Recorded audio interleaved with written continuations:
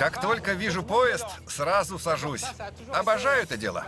Поезд всегда был моим излюбленным способом путешествия, потому что так лучше всего знакомиться с людьми. И лучше всего делать это здесь, на Кубе. Потому что тут появился первый поезд в Латинской Америке. Должен сказать, что Феррокарриль – поезд, который является частью души и жизни на Кубе.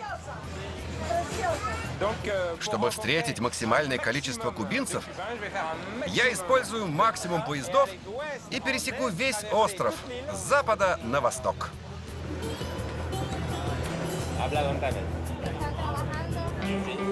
Уже началось.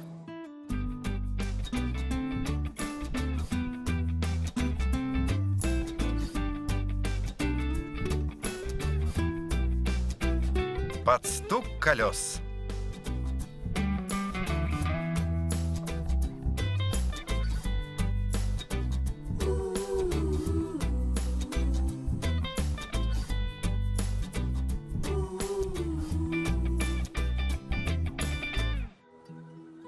Мое путешествие начнется здесь, в глуши, в поисках начала экстремальности железной дороги. Я приехал на Кубу с головой, забитой целым ворохом различных представлений. Самая прекрасная страна на свете, по словам Христофора Колумба, царство сигар, революция Фиделя Кастро и Фидель все еще здесь уже полвека. Социалистический режим по типу СССР под солнцем, но с некоторой изнеженностью и сексуальностью. Мне не терпелось сесть на поезд и почувствовать все это лично. Вот, смотрите, конец пути. Конец пути на западе острова. А поскольку мы на Кубе, тут выражение Ленина «Железная дорога» — это связь города и деревни, сельского хозяйства и промышленности. Одна из базовых идей социализма. Итак, мы на Кубе, и дорога начинается вот отсюда. Пошел.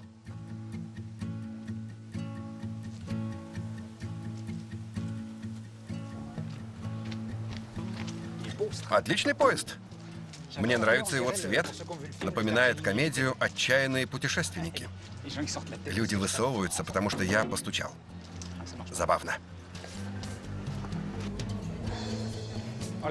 Добрый день. Можно купить билет? Сколько? 1,5 песо? Недорого. Это примерно 10 евроцентов. Спасибо. Пока.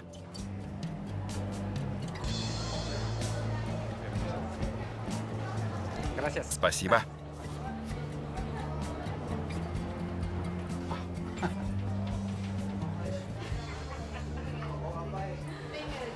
Добрый день. Это и есть поезд. Добрый день. Добрый день. Все смеются. А почему все смеются? Потому что рады. А чему вы радуетесь? Кубинцы счастливые. Надо же, все смеются. Добрый день. Здравствуйте. Куда едете? В Гуайо.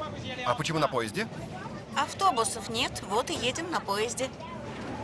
Что вы сказали? Я обожаю эту страну. Тут все веселятся. Но вы могли поехать на машине. Мы предпочитаем поезд. Медленно, но верно.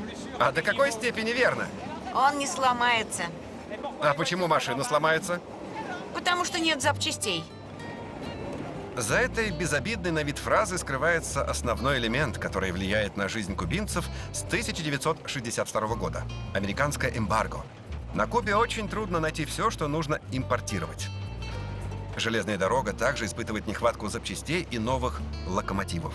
Это маленькая, выехавшая из Гуаны-Колымага, одна из немногих оставшихся здесь на линии. Гуане-Лос-Паласиос. Эту развалюху ремонтируют подручными средствами.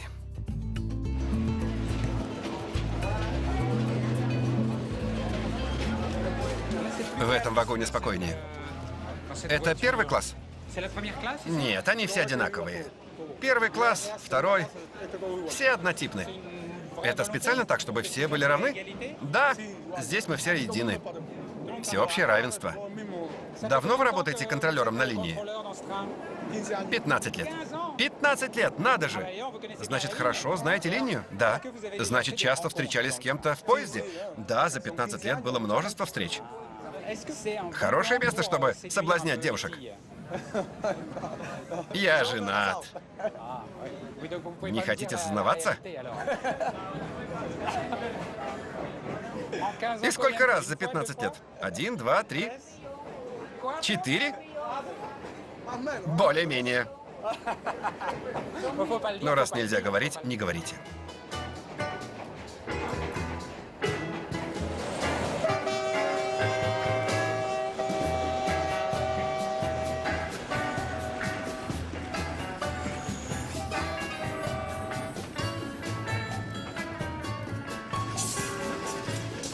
Можете издеваться надо мной, но стоять вот так одному на паровозе, лицом к рельсам, всегда было моей мальчишеской мечтой. Я в восторге. Сейчас мы въедем в огромную зону выращивания сахарного тростника. Я рад сюда попасть, потому что сахарный тростник – это вся история Кубы, история рабства, но также история обогащения Кубы в определенный период. Так что посмотрим, как все это происходило.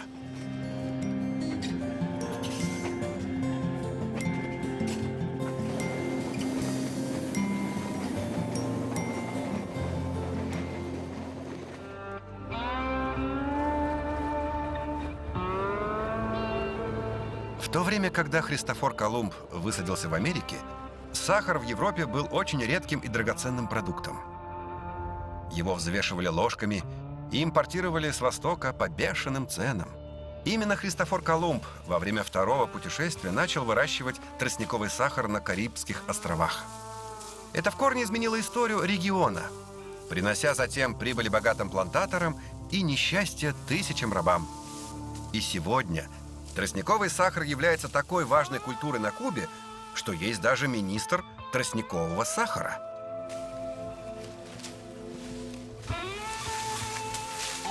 Наконец-то тростниковый сахар.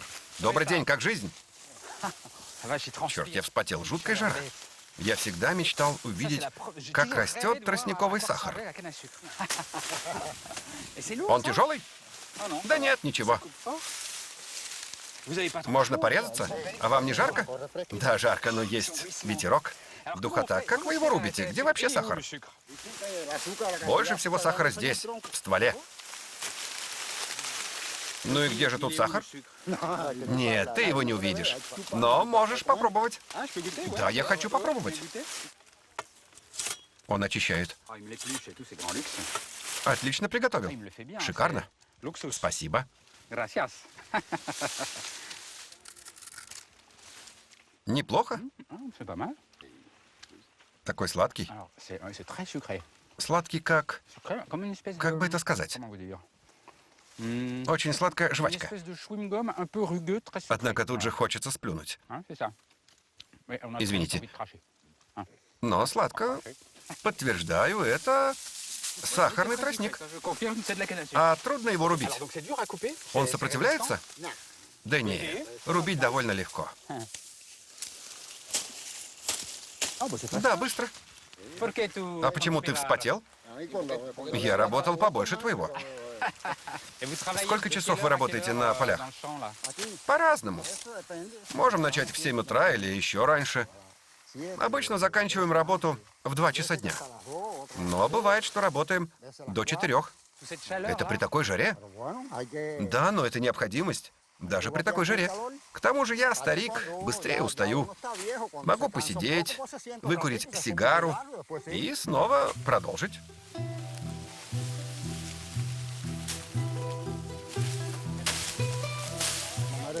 Пошли перекусим. Сейчас?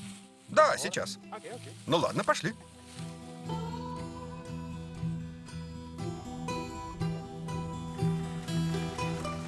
У вас пикник?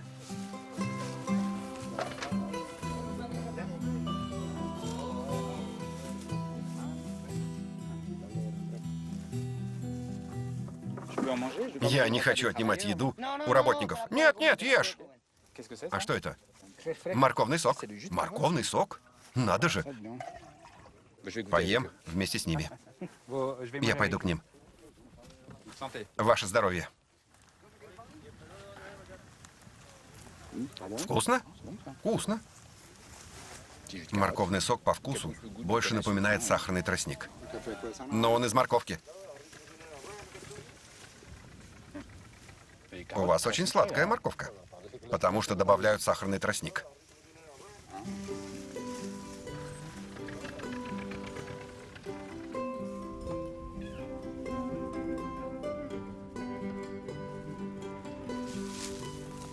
Добрый день. Можно присесть?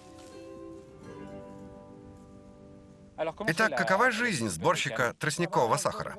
Работа, как любая другая. Нормально. А сколько вы зарабатываете в месяц? От 800 до 900 в месяц. Почти $40. Вы считаете, что вам хорошо платят?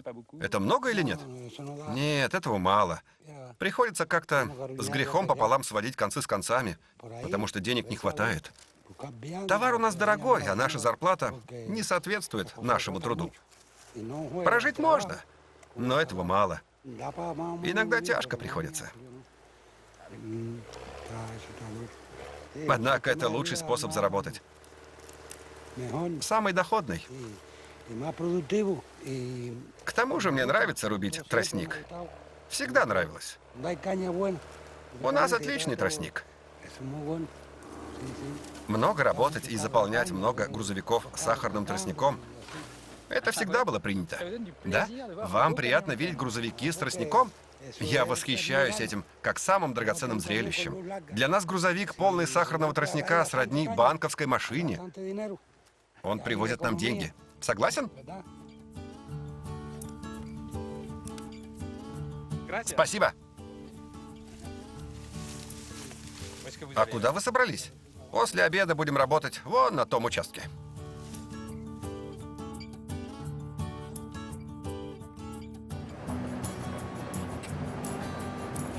На самом деле, первые железные дороги на Кубе построили для перевозки сахарного тростника.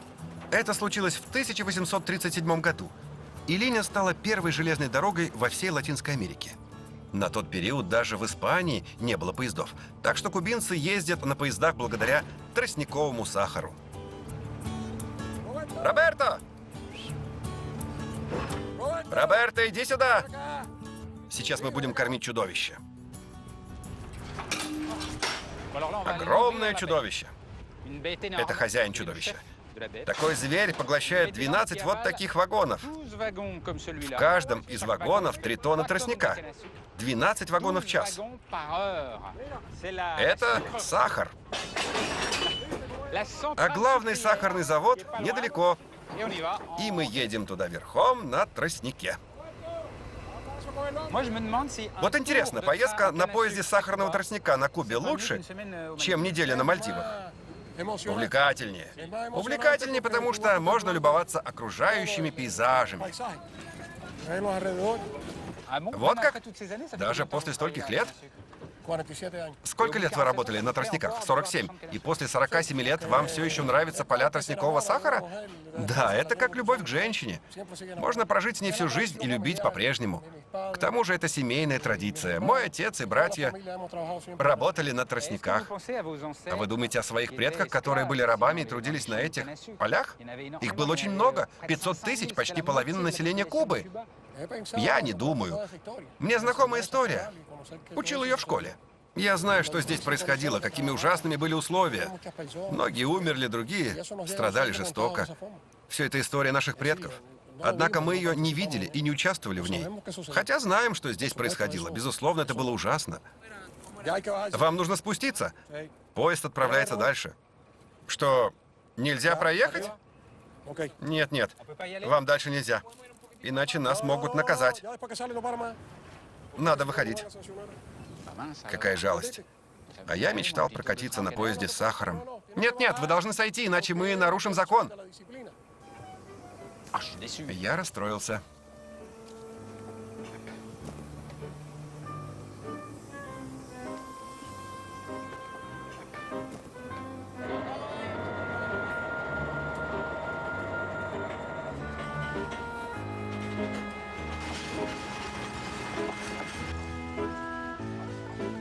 Посмотри. Видишь, там дым завода по переработке сахара. Да, вижу трубу.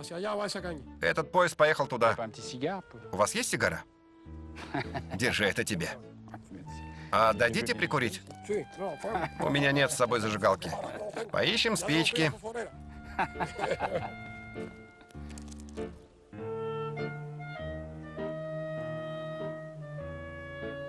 Лос-Паласиос, Гавана. У меня отобрали сахарный завод, но в часе езды отсюда на поезде меня ожидает долгожданное путешествие по сердцу Кубы – Гаване.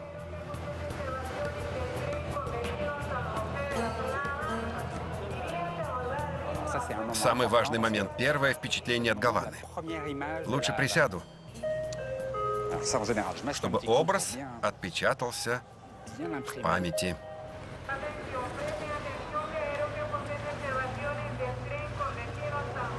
Первое, что бросается в глаза – обшарпанные фасады с бельем под окнами. Парень ремонтирует фургон прямо посреди стоянки центрального вокзала страны. Десяток машин, старая американская тачка, вторая, третья, 3. Возьму-ка я такси.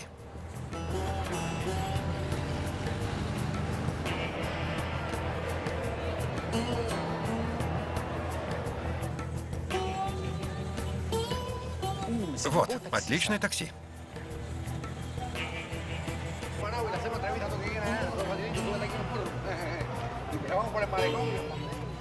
Да их тут полно. Не понимаю, это одна поездка на одного клиента? 8 человек? Это коллективное такси. А, коллективное.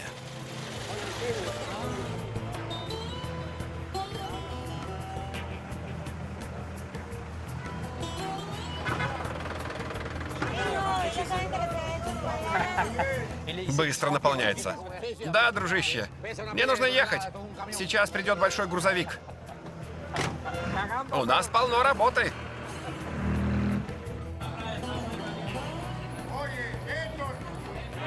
Сяду сюда. Кажется, оно следующее.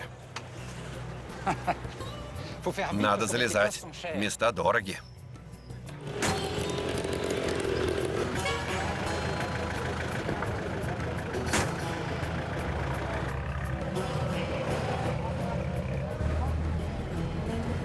Потрясающие машины.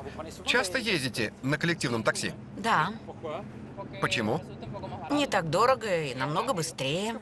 Что вы думаете об этих старых машинах? Если бы их могли заменить современными машинами, было бы лучше. Но эти автомобили стали частью кубинской традиции. Как двухэтажные автобусы в Лондоне. Я давно мечтал о Гаване, городе пиратов, отправной точке для испанских галеонов с грузом сокровищ нового мира, городе казино и проституции во времена Батисты в начале 20 века, революции Фиделя Кастро. Что все это дало дню сегодняшнему?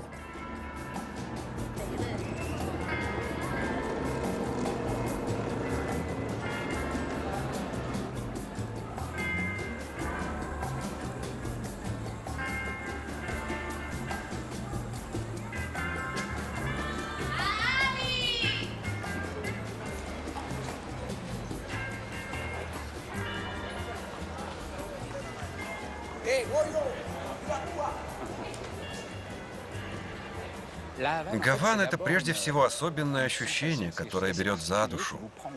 Вы видите абсолютно обшарпанные дома, которые раньше были великолепными, чуть ли не дворцами.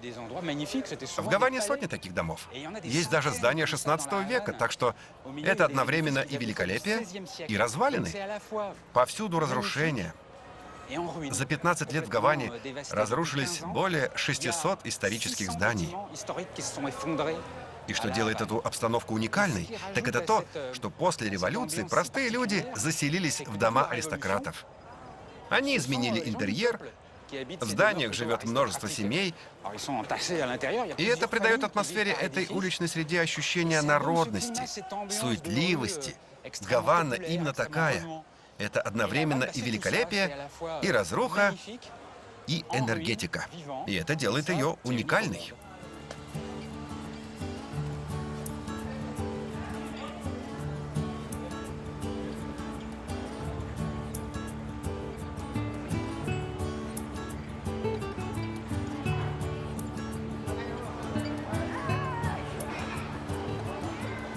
Можешь идти туда, иди сюда, куда угодно.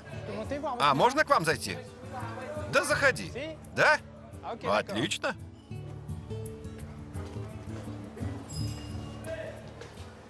Неплохая мраморная лестница. Замечательная плитка. Добрый день. Добрый день. Проходи, садись. Добрый день. Здравствуйте. Спасибо, что разрешили зайти. Да без проблем. Давно здесь живете? Уже 25 лет. 25? Надо же. Когда смотришь с улицы, дом похож на прекрасный дворец. Да. А когда выходишь на балкон, всех можно увидеть. А почему вы здесь живете? Как это началось? Здесь жил мой отец, затем он уехал в США. И мы заселились сюда. Мы собственники этого здания, потому что правительство передало его нам после революции. В тот момент мы перешли с капиталистической системы на социалистическую, понимаете? И социалистическая система позволила нам здесь поселиться. Наш командант бесплатно отдал нам эти дома. Этот дом и все остальные дома на Кубе перешли к нам бесплатно. А сколько человек здесь живет? 1, 2, 3, 4, 5, 6, 7, 8. А мой другой брат живет наверху. Идем, покажу тебе свою комнату. Любопытно. А здесь что? Обеденный зал? Да, это кухня. Кухня. Идем.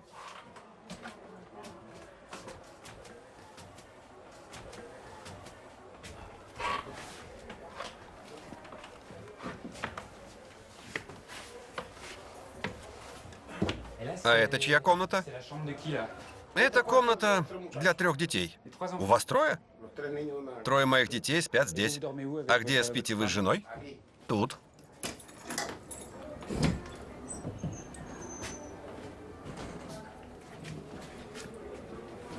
Это моя подушка.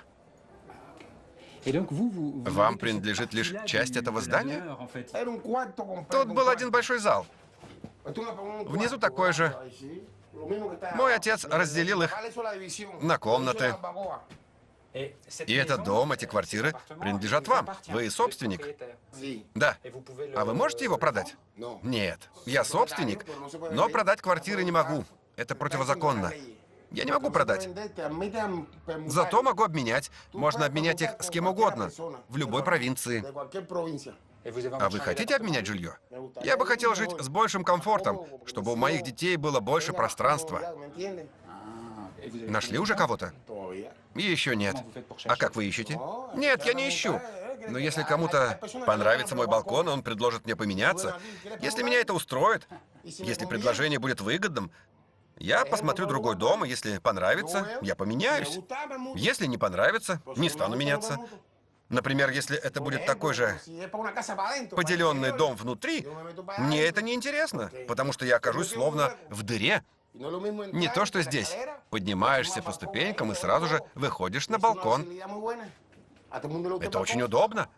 Всем нравится балкон. Так просто? Да, понимаю. Вам нравится ваш балкон? Да, все на виду. Эй, красотка! Да, отсюда можно соблазнять женщин. Ну, конечно! Получается? Да! Тогда зачем менять квартал? Здесь же вы настоящая звезда.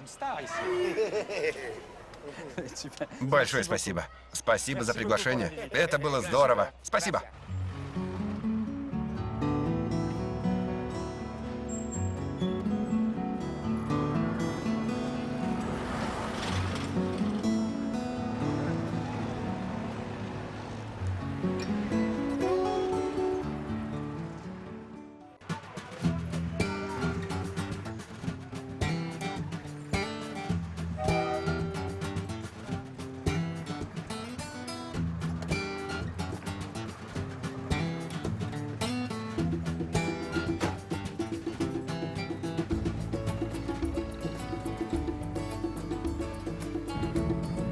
Трудно понять Гавану. Здесь другая жизнь, другие правила.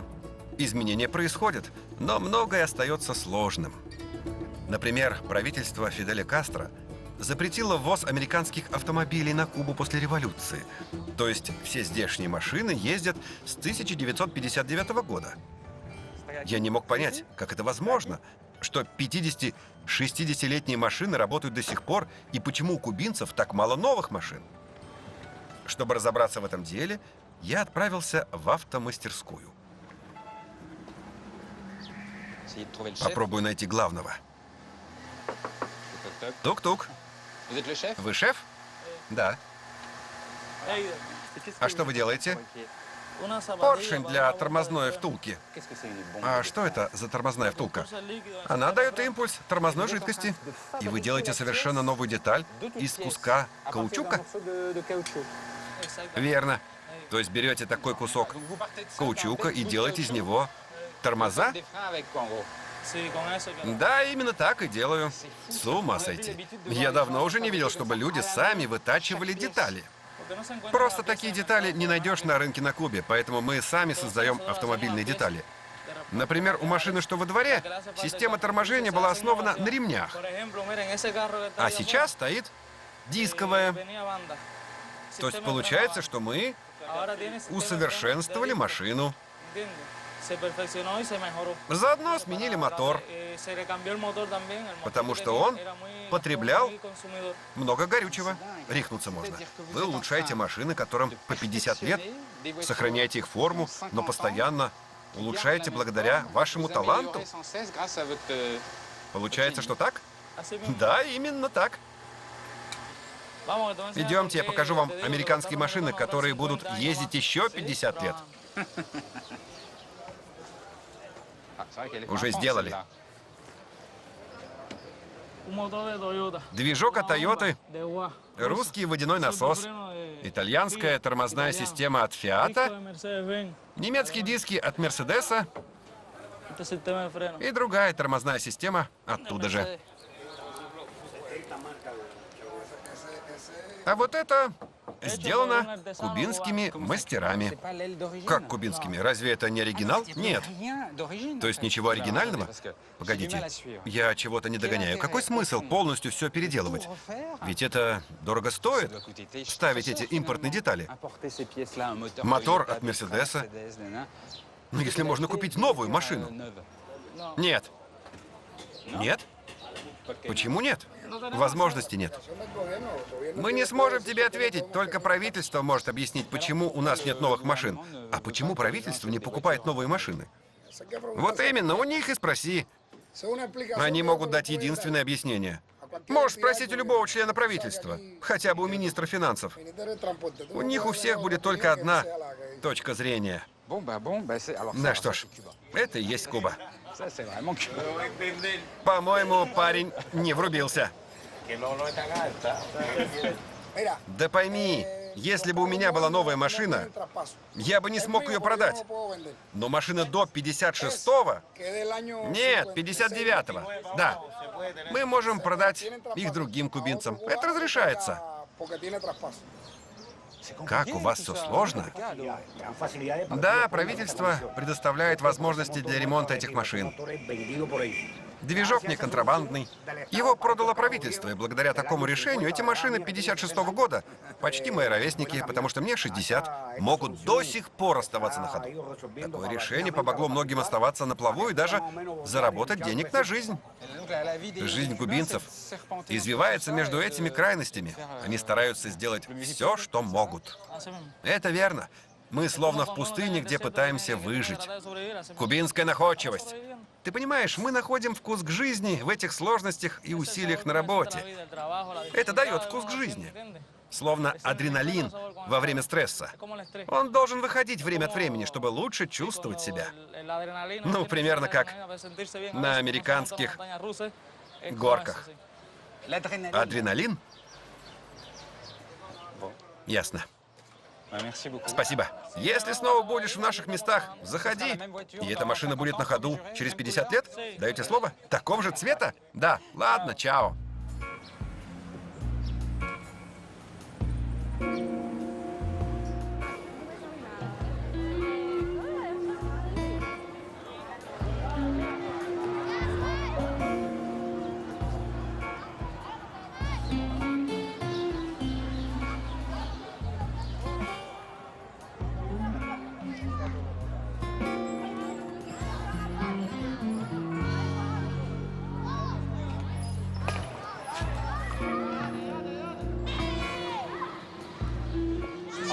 А вот это срывает крышу.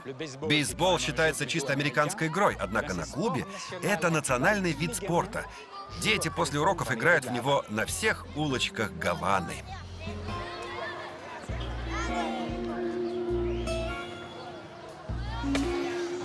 Ух ты, ну ты силен! Такой вид сбитый. Как нужно? Вот так? Погоди, как ты это делаешь? Повтори, а то я... Но этим невозможно попасть по мячу.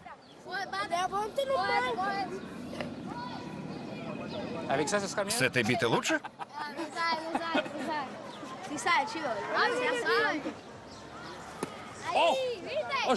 Попал! Это слишком для меня. А вы молодцы, парни!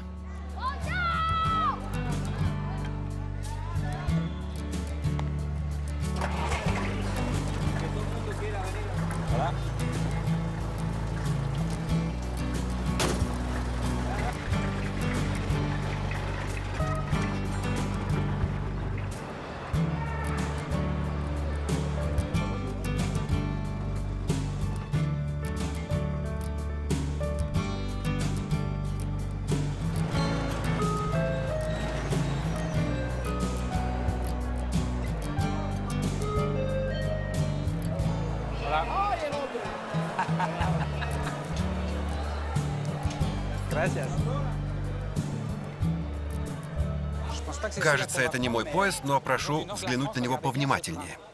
Уверен, что ребятам с севера Франции он кое-что напоминает. Я покажу вам небольшую деталь. Смотрите, здесь. ТЕЕ. Это аббревиатура Трансевропейского экспресса. Странно видеть его на Кубе, но дело в том, что этот поезд продали Кубе в 2001 году. Этот поезд раньше ходил из Парижа в Амстердам, через Лиль. А сейчас его заменили более скоростным видом поезда «Талис». И теперь он работает здесь. Шикарный поезд, который курсирует между Гаванной и Сантьяго. Забавно. Интересно, как он сейчас выглядит?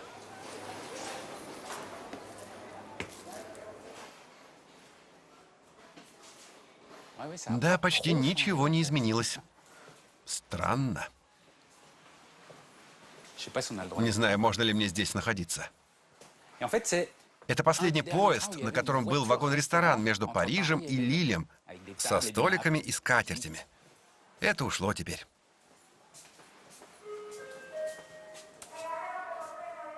Смотрите, осталась табличка на французском. Дергать за ручку только в случае опасности. Нарушители будут наказаны. Смотрите, еще одна деталька французских железных дорог.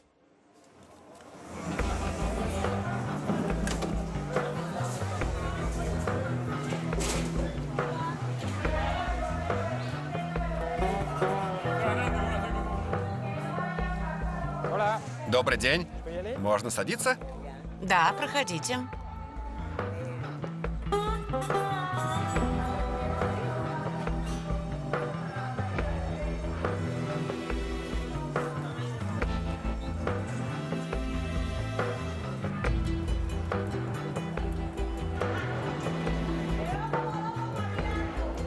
Поехали!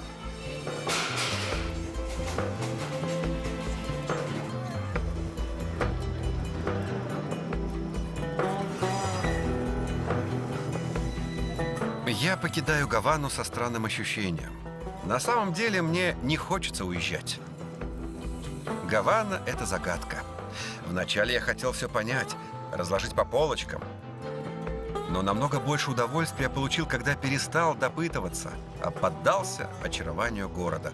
Чтобы полюбить Гавану, нужно принять ее, уступить. Этот город ничего не обещает, но завораживает вас. Тащит на загадочную глубину.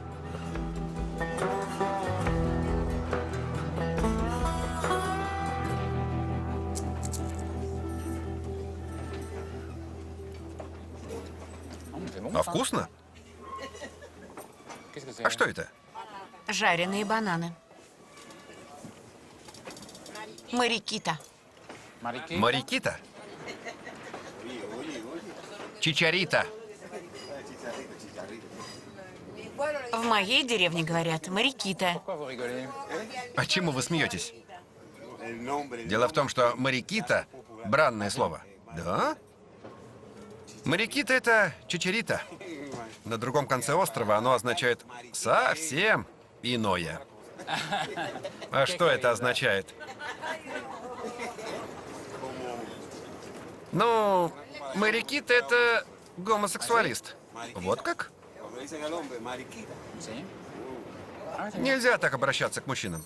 Понял. Если ты назовешь мужчину «марикита», он может оскорбиться. Если я захочу еще раз попробовать банан, я не осмелюсь сказать «марикита». Не посмею. Ну вот, ты все понял. Надо говорить так. Ты сам «марикита». Понимаю. Мне нравится, что все разговаривают между собой, сплетничают. Это так мило. Да-да, это особенность кубинцев. Особенно восточных кубинцев. Восточные кубинцы много путешествуют. А поскольку поездки утомительны, поэтому мы веселимся.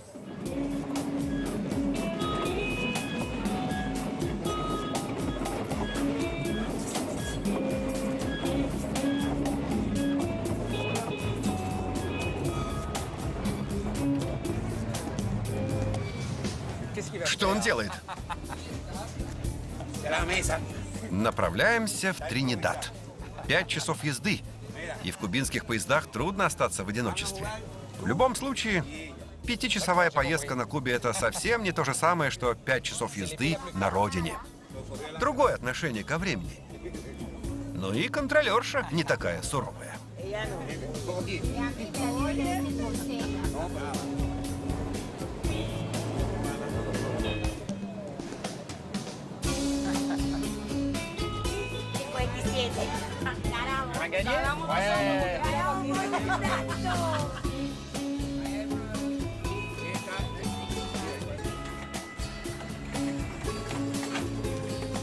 Гавана, Тринидад. Я приехал в Тринидад. В конце 18 века на этой огромной равнине трудились десятки тысяч рабов. В районе было 50 сахарных заводов и огромные поля сахарного тростника. Тринидад был богат. Красивые особняки, подчеркнутая колониальная архитектура, состояние, созданное на эксплуатации негров из Западной Африки. Страдания рабов были неописуемыми. Продолжительность жизни в лагерях — 8 лет. Католические хозяева навязали им все, даже религию. Однако тайком, невзирая на риск, рабы сумели сохранить свои африканские верования, маскируя и смешивая их с католическими традициями. Это породило сантерию, религию, до сих пор сохранившуюся и распространенную на Кубе. Меня ждет встреча с Бласом. Вон там. Блас – священнослужитель сантерии. Он разрешил мне присутствовать на одной из самых интимных церемоний сантерии – церемонии приношения морю.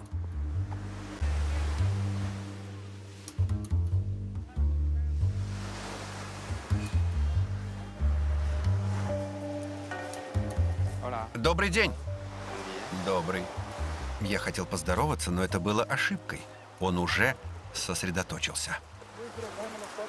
¿Qué va a llevar dentro? No algo que acompaña a mi abuelo y chile que todo decir. ¿Qué va a llevar dentro? ¿Qué va a llevar dentro? ¿Qué va a llevar dentro?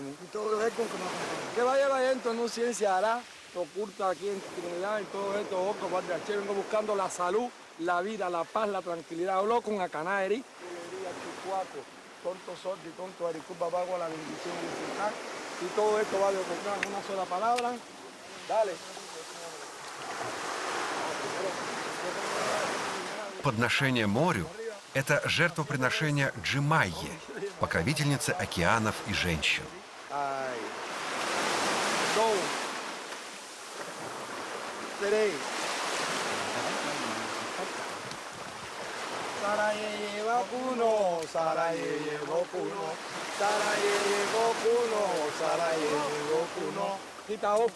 Quita ano, quita raíz, de la salud. Oh, mío, y mañana te la abre, bájala. Bájala al suelo. Ñaquiña, ñaquiña, loro, para allá, cuece, ya cuece, loro, para allá, cuece, o con choro, choro, o con choro, choro, aquí mismo, madre. Голубь – любимая еда Джемайи. Его приносят в жертву одной рукой и предлагают морю.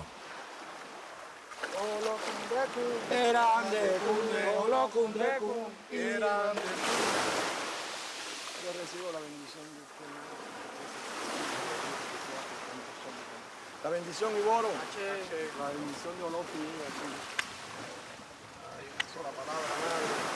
Какое облегчение. Кокосы упали белой стороной. Значит, Джемайя приняла подношение. Что она делает? Почему она уходит с кувшином, полным крови на голове? Она поменялась своей жизнью с животным. Это воскрешение. Она пришла обрести здоровье и жизнь. Пришла вылечить астму. Теперь ее жизнь изменилась, болезнь улетела. Животное умерло. Она возродилась, потому что голубь долетел до нашего бога Лофи. Сантерии единый бог? Да, Лофи, это он наделяет силой разных святых. Это эквивалент вашего бога. Мы унаследовали его от африканских предков. Идем, продолжим церемонию. Погодите, тут револьвер? Можно потрогать? Да, это король-воин. Это король справедливости. А это мачете, с которым трудился африканский раб. Понимаешь? Это послание от черных африканцев своим потомкам. Оно гласит: учитесь защищаться, потому что их схватили, стегали кнутами, забрасывали камнями, заставляя рубить тростник. А это нужно для того, чтобы никто не посмел угнетать тебя. Если ты даешь мне любовь, я верну тебе любовь. Если ты даешь мне ненависть, я верну ее тебе.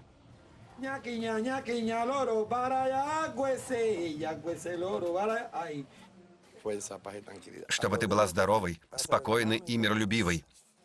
Встань на колени, ласкай животное и говори с ним.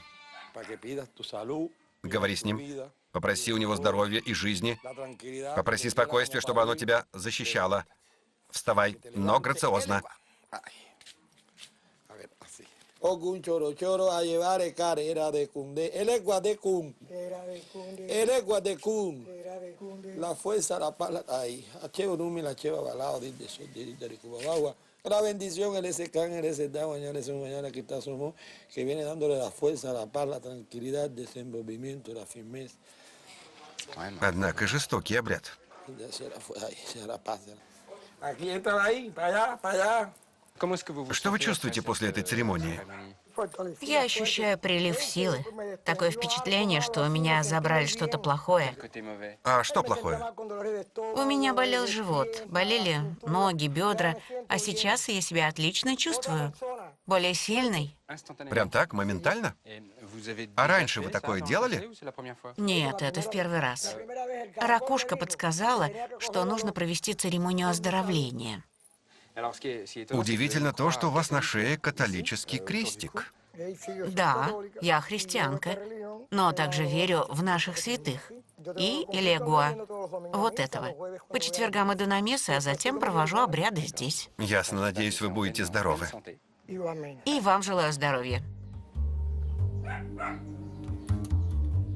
Знаете, мы в Европе чувствительны к страданиям животных. Как вы воспринимаете страдания животных в тот момент, когда приносите их в жертву? Думаете о них? Или вам абсолютно все равно?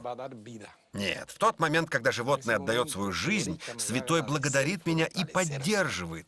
Он подчиняется мне. Я думаю только о животном. Понимаете, на самом деле, в отношениях с животными главное — это кровь. Это она придает силу. Эта кровь дает жизнь святым, что родом из Африки. Я понял ваш ответ. Понимаю, что кровь важна для ваших традиций. Но вы не ответили насчет страданий животных. Вы не любите жертвоприношения животных, потому что у вас европейские корни, а у нас африканские корни, и нужно верить в одну вещь. Твори добро, но не зло. Когда творишь зло, человечество идет в неверном направлении. Когда проводишь церемонию жертвоприношения, Ты просишь о мире и взаимопонимании между людьми.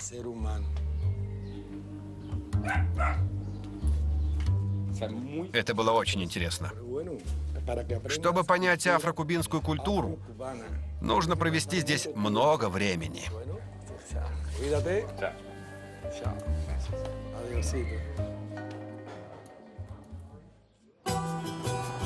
Я уезжал в некотором смятении от церемонии. Я бы еще раз с радостью выслушал жреца Бласа, вернулся сюда спустя какое-то время, чтобы мое западное сознание начало понимать смысл священнодействий. А пока что я тупо не въезжаю. Можно? Спасибо.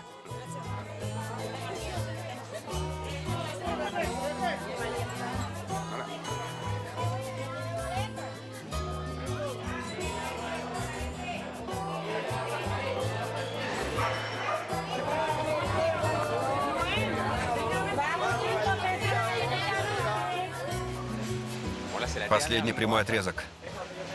Большой отрезок. 8 часов езды на поезде до самой-самой конечной точки в восточной части острова Сантьяго-де-Куба. Везде полно народу. Надо найти кого-нибудь добренького, чтоб согласился ужаться чуток.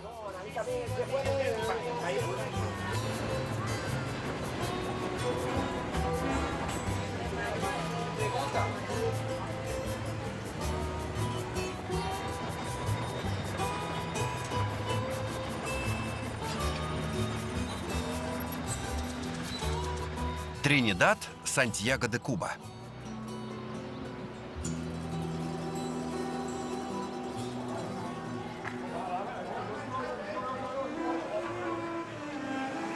Сантьяго – вечный соперник Гаваны. Второй по величине город, один из самых древних в Америке, основан в 1514 году.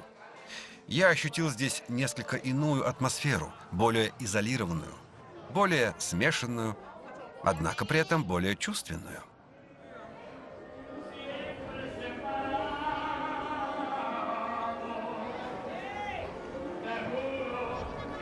В Сантьяго музыка повсюду. Она просачивается сквозь стены, крыши, окна в любой момент дня и ночи. Например, сейчас половина первого дня. Но там, в голубеньком домике, кто-то играет. Пойдем посмотрим.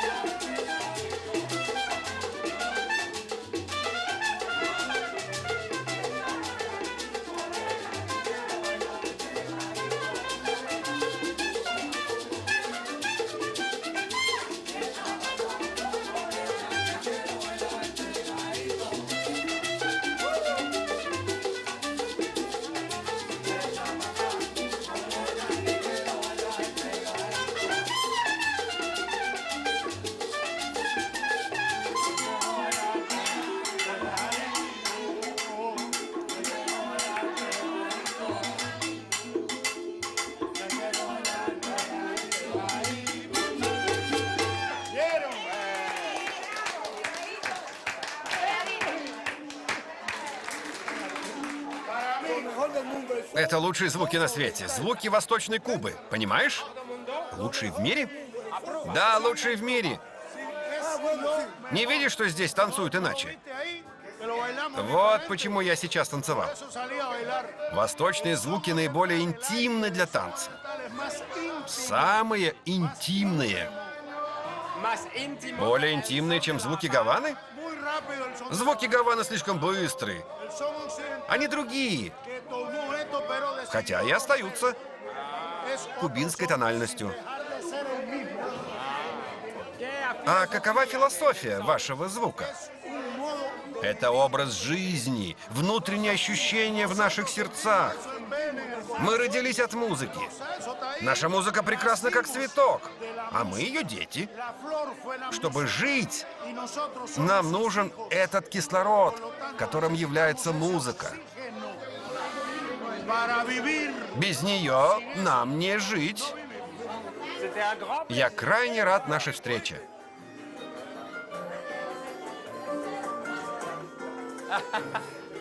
Париж.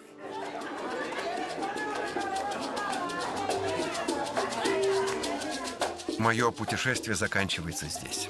Подлинное счастье видеть этих женщин, танцующих, сияющими лицами. Мне кажется, что здесь скрывается секрет кубинцев. И секрет, который им помогает, живи настоящим. Танцевать, смеяться, делиться, выбираться любой ценой, несмотря на все испытания, выпутываться изо дня в день и извлекать из этого подлинную гордость. Кубинцы лучше других знают, что на Кубе никогда не знаешь, что день грядущий нам готовит.